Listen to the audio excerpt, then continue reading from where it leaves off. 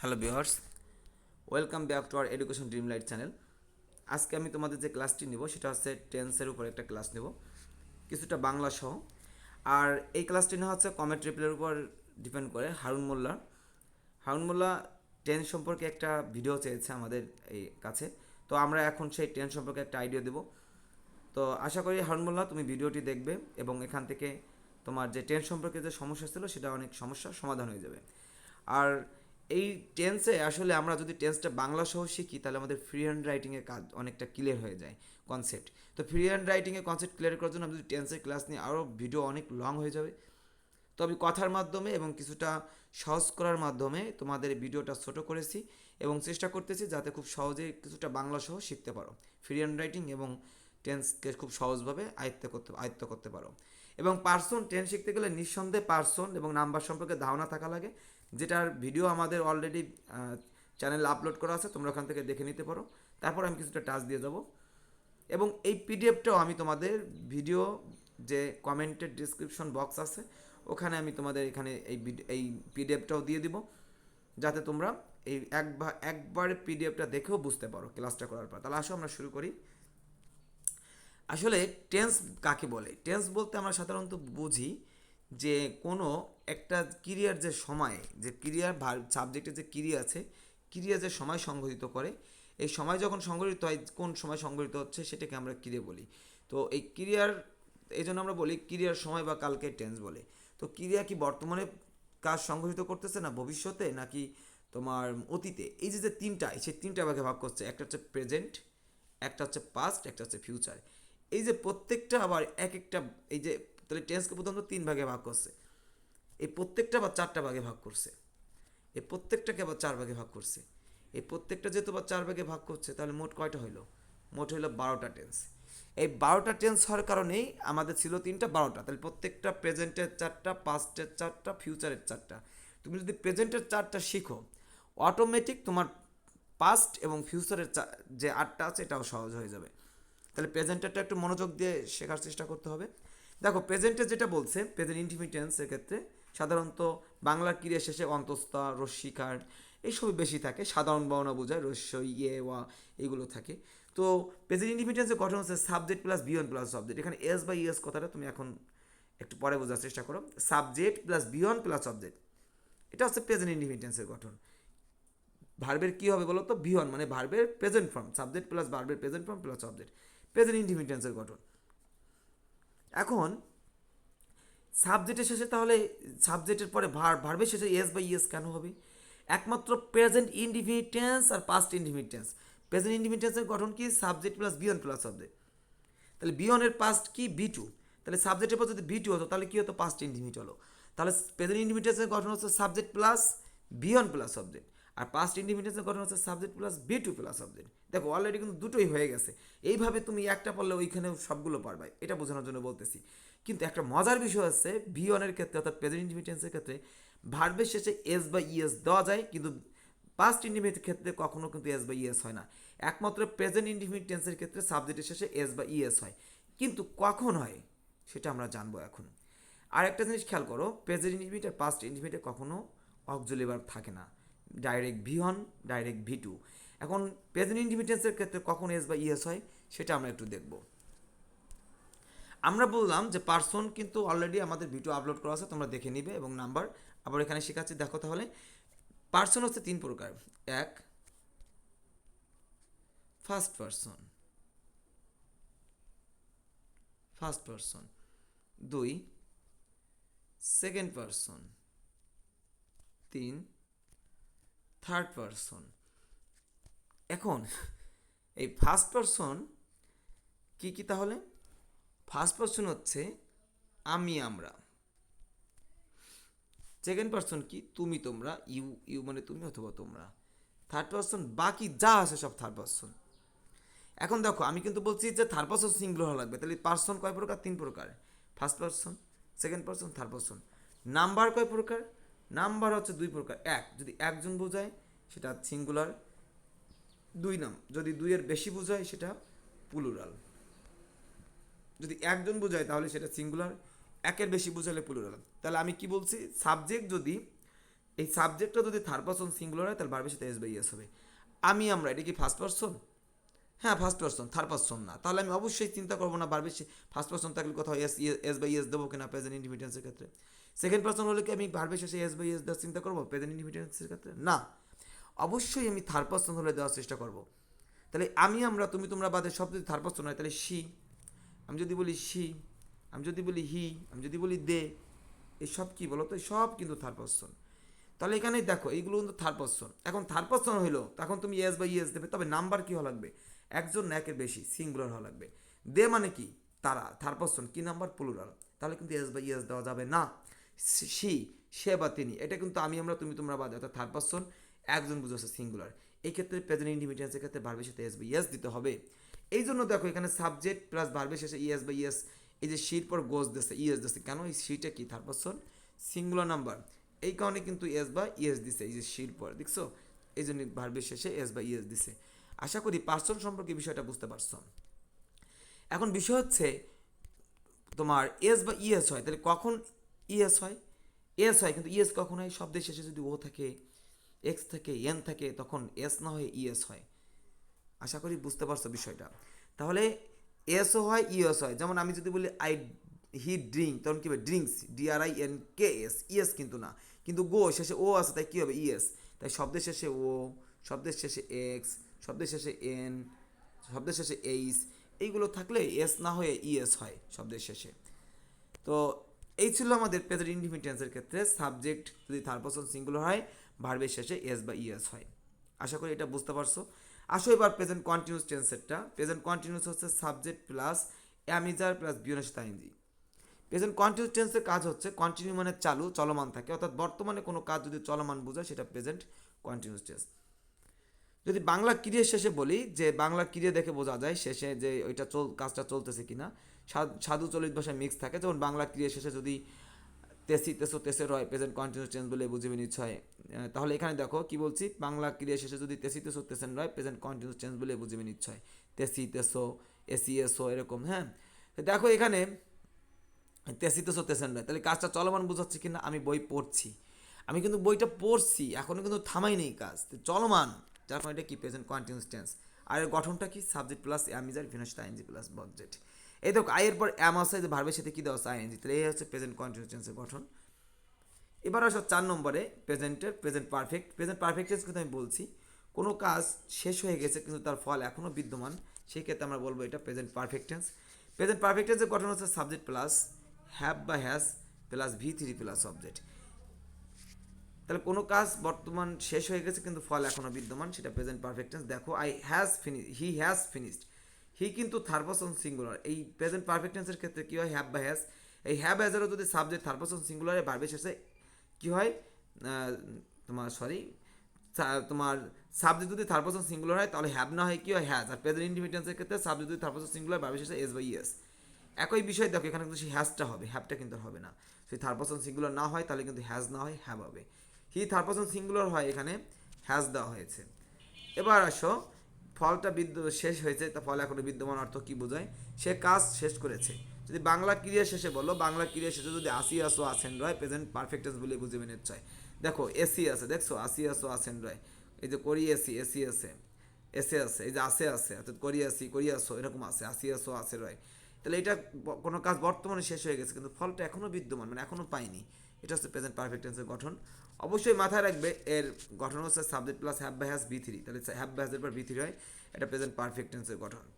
তুমি কিন্তু ইতিমধ্যে প্রেজেন্ট কন্টিনিউয়াস টেন্সের গঠন শিখছো, সাবজেক্ট অ্যামিজার ভিওনের সাথে আইএনজি, অর্থাৎ অ্যামিজার পর বি ভার্বের পর আইএনজি না হলে কন্টিনিউয়াস হবে না। আর পারফেক্টের ক্ষেত্রে হ্যাভ হ্যাজের পর V3 না হলে পারফেক্ট হবে না। এই তিনটা গঠন ভালো করে মুখস্থ করবে।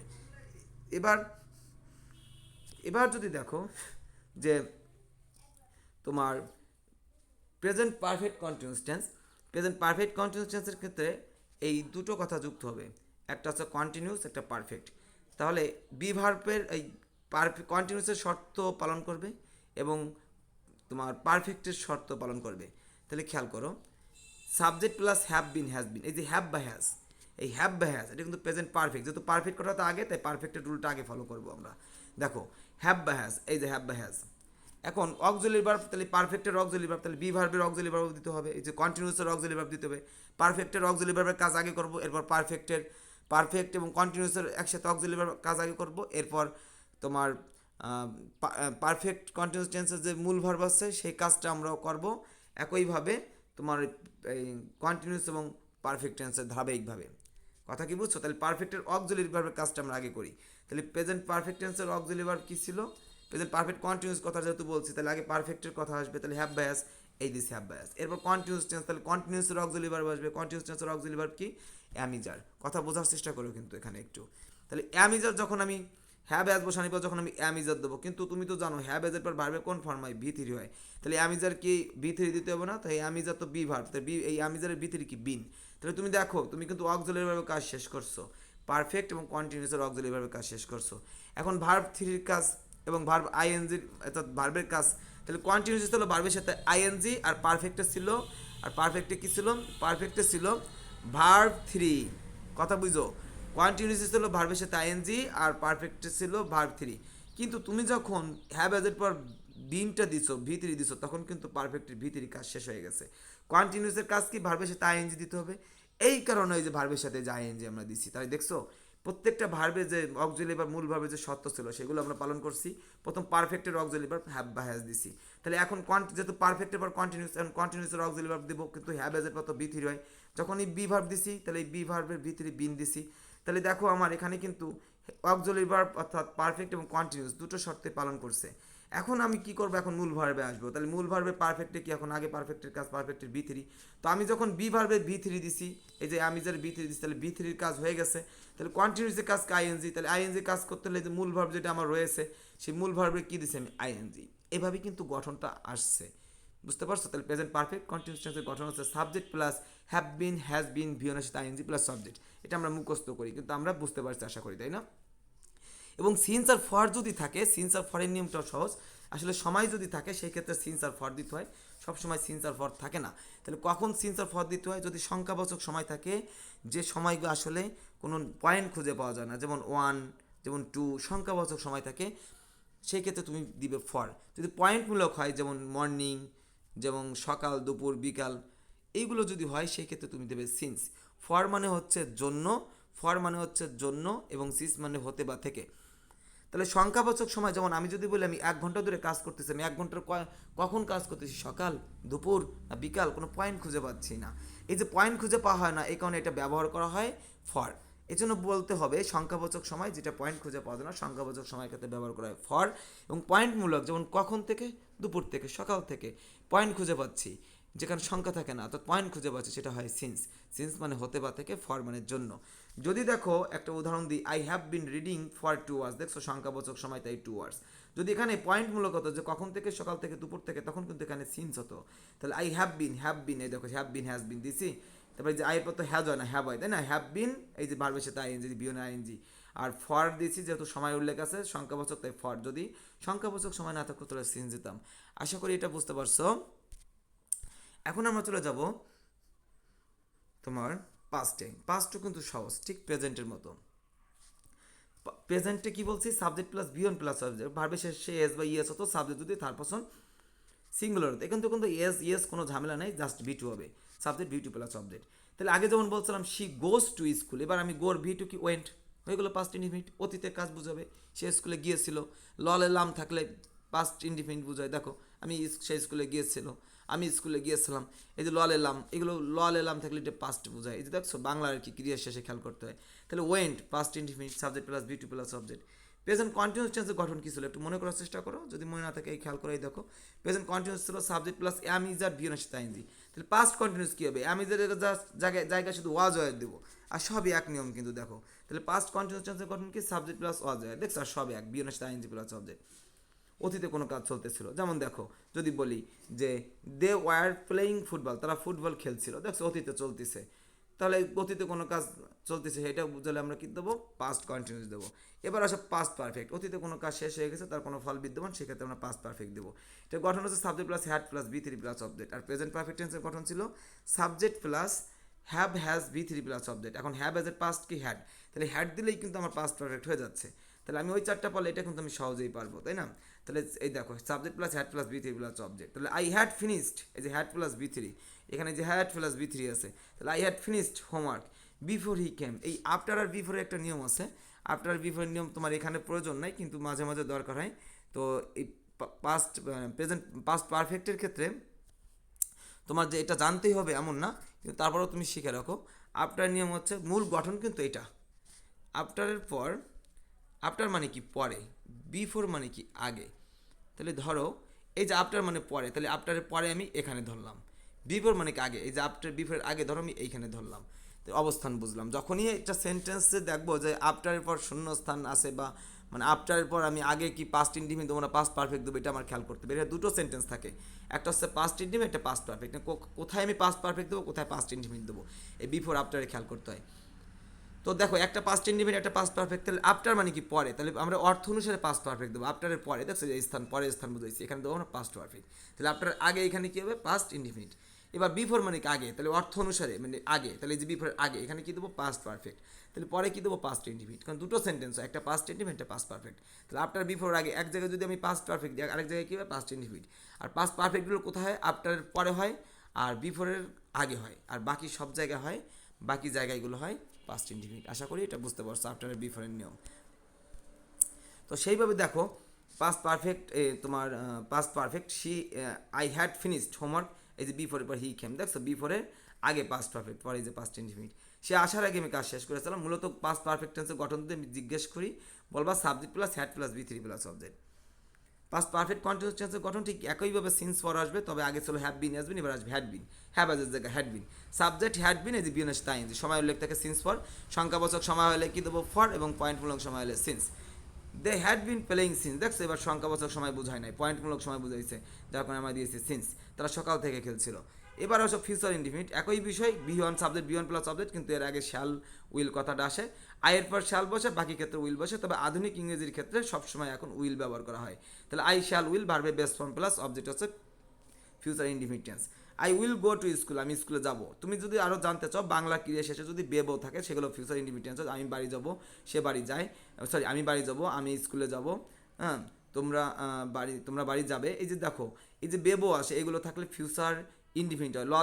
ললেলাম থাকলে পাস্ট ইনডিফিনিট হয়, আর বেবো থাকলে ফিউচার ইনডিফিনিট হয়। এগুলো কিন্তু বাংলা ক্রিয়ার শেষে থাকতে হবে। এই যে যাবো, বো আসে, তার মানে ফিউচার ইনডিফিনিট।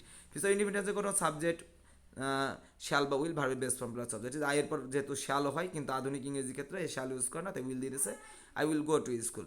এবার হচ্ছে future continuous tense. Future continuous tense দেখো সাবজেক্ট শ্যাল অবশ্যই আসবে, যেহেতু ফিউচার মানে শ্যাল উইল কথাটা আসবে। যেহেতু কন্টিনিউয়াস, তার মানে বি ভার্বের সাথে আইএনজি আসে, তাই subject plus shall be will be, ভি অনের সাথে আইএনজি প্লাস সাবজেক্ট। যেমন I will be reading a book, দেখো আমি বই পড়তে থাকবো, মানে ভবিষ্যতে সে কাজটি চালিয়ে যাবে, তো এটা হচ্ছে ফিউচার কন্টিনিউয়াস টেন্স। এবার যদি আমরা আসি ফিউচার পারফেক্ট টেন্সের গঠন, subject plus shall will, shall have will have, অর্থাৎ শ্যাল উইল সবসময় কিন্তু থাকবে, আমি বারবার বললাম ফিউচারে শ্যাল হ্যাভ উইল হ্যাভ। এবার দেখো পারফেক্ট করার যেহেতু আসলে হ্যাভ আসবে, V three plus object. I will have finish the work, আমি কাজটি শেষ করে ফেলবো। ভবিষ্যতে কোনো কাজ শেষ হয়ে গেছে কিন্তু তার ফল এখনও বিদ্যমান, এরূপ ক্ষেত্রে কিন্তু আমরা সাধারণত ফিউচার পারফেক্ট ইউজ করি। এবার যদি আমরা দেখি যে ফিউচার পারফেক্ট কন্টিনিউয়াস টেন্সের গঠন, একইভাবে আমরা যেমন প্রেজেন্ট পারফেক্ট কন্টিনিউয়াস টেন্স এবং পাস্ট পারফেক্ট কন্টিনিউয়াস টেন্স শিখেছি, একইভাবে ফিউচার পারফেক্ট কন্টিনিউয়াস টেন্স শেখার চেষ্টা করব। অবশ্যই তুমি শ্যাল উইল ইউজ করবে, তাহলে subject shall have will have বিন, এবং ভিওনের সাথে আইএনজি অবজেক্ট থাকবে। সিন্স আর ফরের উল্লেখ যদি থাকে, নিঃসন্দেহে আবারও তোমার সেটাই মাথায় রাখতে হবে। যদি সিন্স থাকে তাহলে তোমার পয়েন্টমূলক সময়, এবং ফর থাকলে সংখ্যাবাচক সময়। আশা করি টেন্সের গঠনগুলো তোমরা পুরো ক্লিয়ার করতে পারছো। আমি আরেকবার তোমাদের রিপিট দিচ্ছি। প্রেজেন্ট ইনডিফিনিট টেন্সের গঠন subject plus V one plus object. Subject যদি থার্ড পারসন সিঙ্গুলার হয়, ভার্বের শেষে এস বা ইএস হবে। প্রেজেন্ট কন্টিনিউয়াস টেন্সের গঠন সাবজেক্ট প্লাস আমি যার বি ওয়ানের সাথে আইএনজি প্লাস অবজেক্ট, এবং এখানে কাজটা চলমান বুঝাবে। প্রেজেন্ট পারফেক্ট টেন্সের গঠন সাবজেক্ট হ্যাভ বা has, V three plus object. Have বা হ্যাজটা খেয়াল করতে হবে সাবজেক্ট নাম্বার এবং পার্সন অনুসারে, এবং অবশ্যই তুমি হ্যাভ এজের পর ভি থ্রি দেবে, এবং কাজটা ইতিমধ্যে শেষ হয়ে গেছে তার ফলটা বিদ্যমান বোঝাবে। প্রেজেন্ট পারফেক্ট কন্টিনিউয়াস টেন্স সময় উল্লেখ থাকলে সিন্স অথবা ফরের উল্লেখ থাকবে। গঠনটি হচ্ছে subject plus have been has been, ভিওনের সাথে ING plus object. Past indefinite টেন্সের গঠন একইভাবে প্রেজেন্টের মতোই, জাস্ট খালি আমরা ভি টু দেওয়ার চেষ্টা করবো, subject plus V two plus object. Past continuous টেন্সের গঠন সাবজেক্ট প্লাস অজয়ের ভিওনের সাথে ING plus object. Past perfect টেন্সের গঠন subject plus had V3 plus object. Past perfect continuous টেন্সের গঠন সাবজেক্ট হ্যাড বিন ভিএনের সাথে ING plus object since for উল্লেখ থাকবে। ফিউচার ইনডিফিনিট টেন্সের গঠন সাবজেক্ট শ্যাল উইল ভার্বে base form plus object. Future continuous টেন্সের গঠন subject shall be will B ভিএনের সাথে ING plus object. Future perfect টেন্সের গঠন subject shall will have V3 plus object. Future perfect continuous টেন্সের গঠন subject plus shall have been will have been বিয়নের সাথে ING plus object since ফরে উল্লেখ থাকবে। এটা বুঝতে পারছো। আজকে আমাদের ভিডিও এই পর্যন্তই, এবং আমরা কিন্তু আবারও বলছি যে আমাদের এই পিডিএফটা কিন্তু ভিডিওর যে কমেন্টের ডেসক্রিপশন বক্স আছে এখানে দিয়ে দেবো। তো দেখা হচ্ছে আমাদের পরবর্তী ক্লাসে। আজকে পর্যন্তই।